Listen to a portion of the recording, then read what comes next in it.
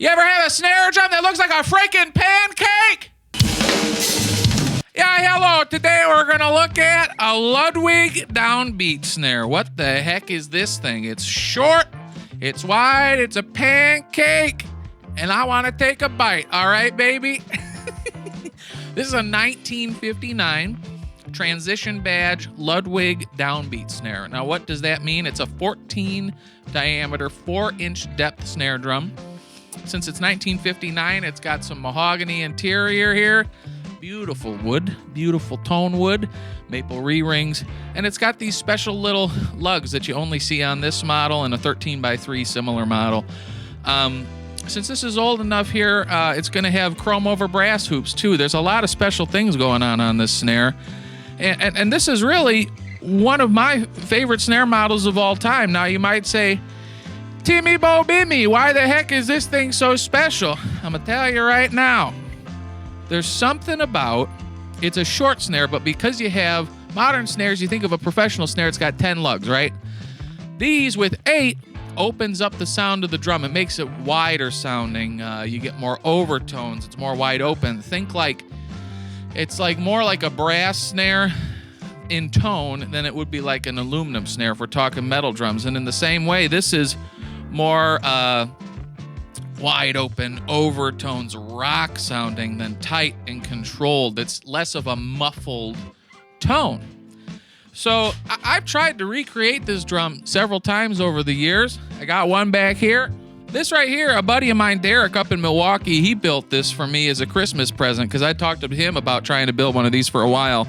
It's a thin DW shell with no reinforcement rings, 14x4, 8 lugs, and nice thin hoops, 1.6 mil hoops instead of the 2.3 big boys.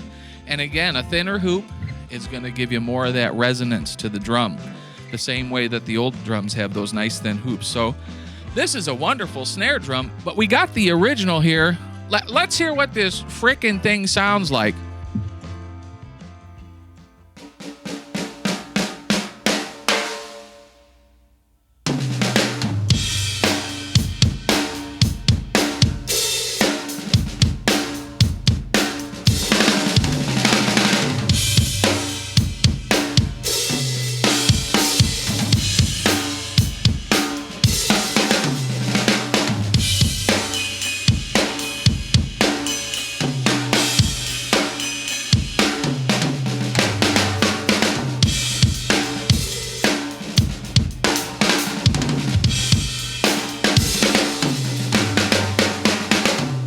Sounds like a snare drum to me. Now what's so cool is I got vintage heads on this thing. Came with vintage heads. So I got an old Remo Ambassador snare on the bottom, old Remo Ambassador coated on the top. So really, I mean, you're hearing this drum the same way someone would have heard this drum 60 years ago, which is just so cool. And it sounds perfect. I mean, you could use this on a rock track, you could use it on a jazz track. It's got a muffler, you can dampen it up, you can keep it wide open. Whatever you do, tune it up, down, change the heads, change the wires. This is a versatile little snare drum.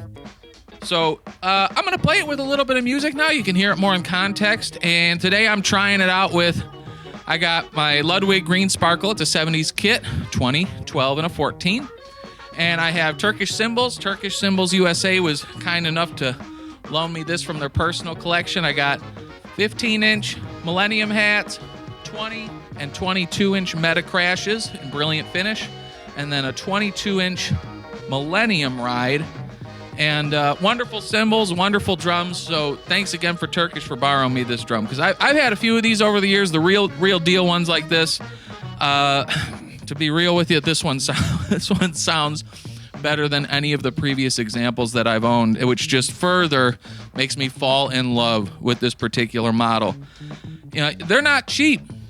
They're not cheap now. They used to be able to pick them up for about $450, $500, but they're going. I see them going for $800, $1,000, $1,200 sometimes, depending on the finish or more, which is a shame. You know, they're not as accessible for working folks who just want a really nice snare drum. But if you got a buddy, you can build one out like the one I got up on the shelf, and you're going to get pretty darn close. And the differences to me between a vintage one and a new kind of custom build out in the same style, that difference is just going to be a benefit to you as a player, because then it isn't the same as the old one. It is something special to what you're playing. And so, to me, I'm glad I got the inspiration from drums like this. It's unfortunate that I can't afford them now, but I am very thankful to have friends like Derek at Milwaukee Drum Co. who literally shipped me my dream drum like that as a Christmas present. Very, very special. So, all right, let's hear this little puppy. I'm going to try tuning it a couple different ways here than what you've heard previously, and we'll give her a taste test here. I'm thinking it's going to be like an orange sherbet. My favorite fruity ice cream style soft serve. Pretty tasty.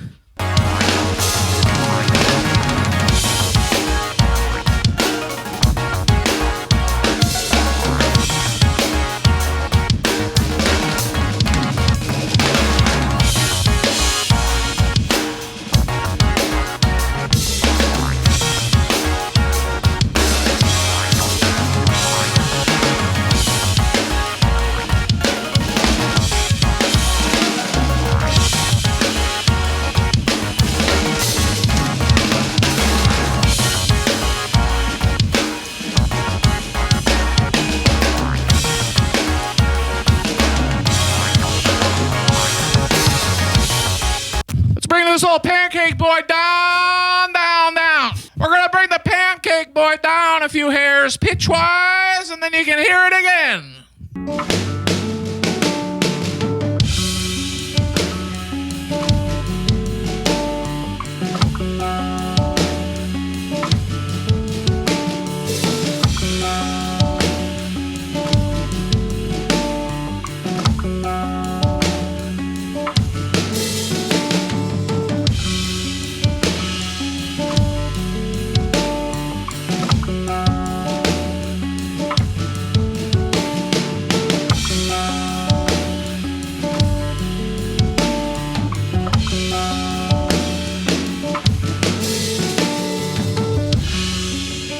I mean, this is a great little snare drum.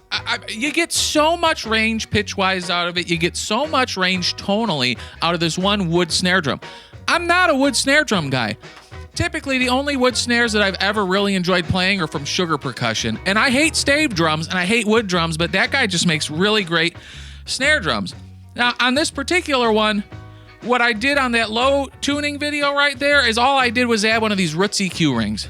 Remo makes the plastic ones, Evans does, Big Fat Snare Drum makes rings too. But what I really like about these rings here is it's a nice thick cloth, and then it has a metal ring at the edges, so it kind of adheres to the drum. It doesn't kind of kick up as much as the plastic ones does, and it has a very pleasant muted tone. Totally worth the money, because it makes this drum that's probably worth $1,000+ sound like $1 million to me. Ooh, Richie Rich. So get that Richie Rich tone.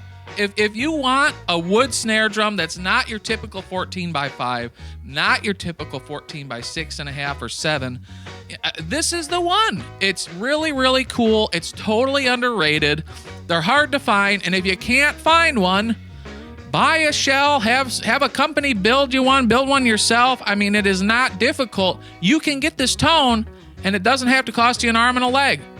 So there you go. Ludwig Downbeat, 1959. Thanks again for Turkish Cymbals USA for providing me this drum to make a little video on. I am so thankful, because this is, like I said, this is the best example I've ever heard of these. This is a wonderful, wonderful drum. Hope you got a kick out of it.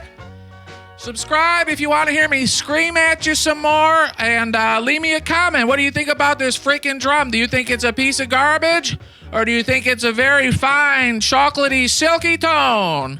If you're a milk chocolate boy, put it down in the comments. If you're a dark chocolate boy, put that down in the comments. I want to know, what's your cocoa preference? This is a drum. I don't know what this is. A drum channel. What the heck am I doing?